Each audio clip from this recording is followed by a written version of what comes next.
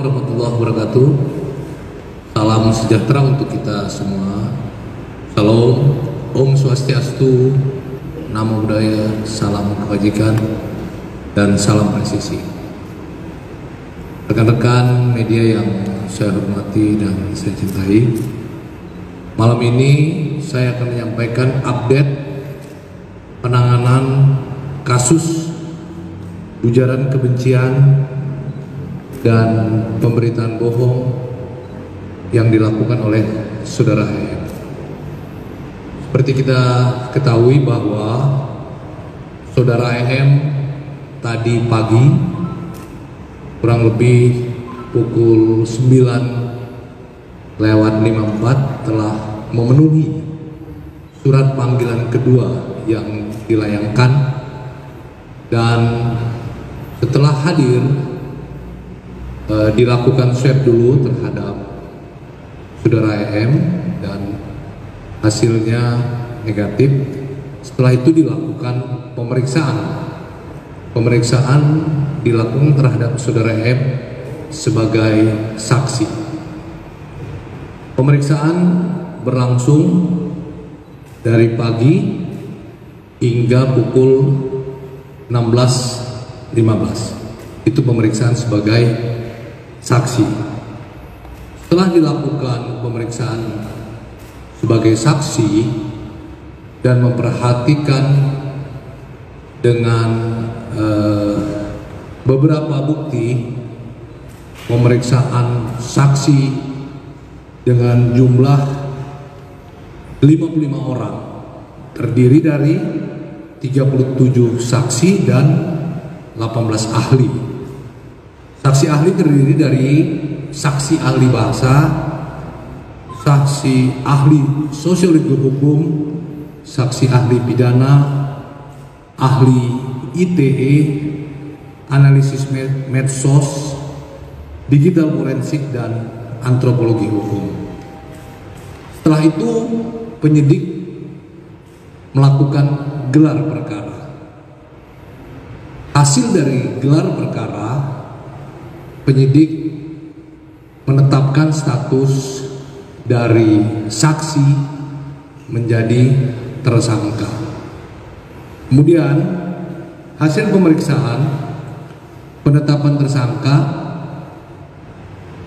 mendasari penerapan pasal 45A ayat 2 junto pasal 28 ayat 2 Undang-Undang ITE.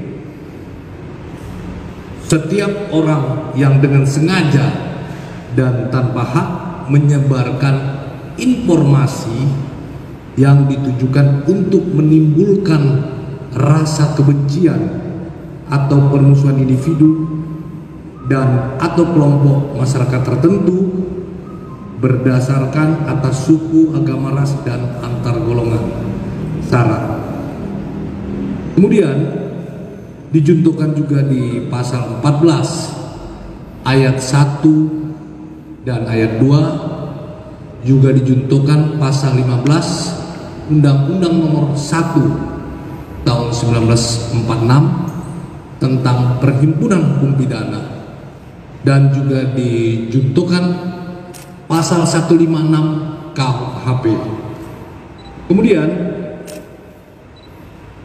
setelah diperiksa sebagai tersangka yang berlangsung dari 16.30 sampai 18.30 untuk kepentingan penyidikan perkara dimaksud terhadap saudara EM, penyidik melakukan penangkapan dan dilanjutkan penahanan.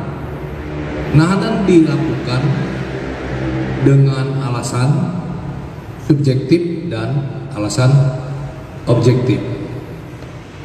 Alasan subjektif karena dia khawatirkan melarikan diri, dikhawatirkan menghilangkan barang bukti, dikhawatirkan mengulangi perbuatan yang kembali.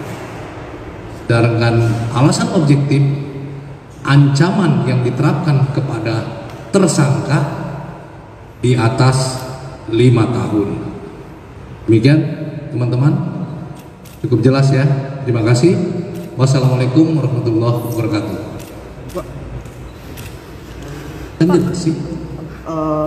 Dari pemeriksaan itu apakah barang bukti apa yang ditemukan oleh tim penyidik dan dilakukan di penahanan di mana terkait Edi Mulyadi ini? Ya, akun YouTube dengan channel milik yang bersangkutan ya. Jadi akun YouTube milik yang bersangkutan yang disita. Ya, Bang Edi Channel ya. Cukup ya, jelas ya. Penahanannya di mana, Pak? Penahanan dilakukan mulai hari ini sampai 20 hari ke depan. Penahanan di Barreskrim Polri. Ancaman maksimalnya berapa, Pak?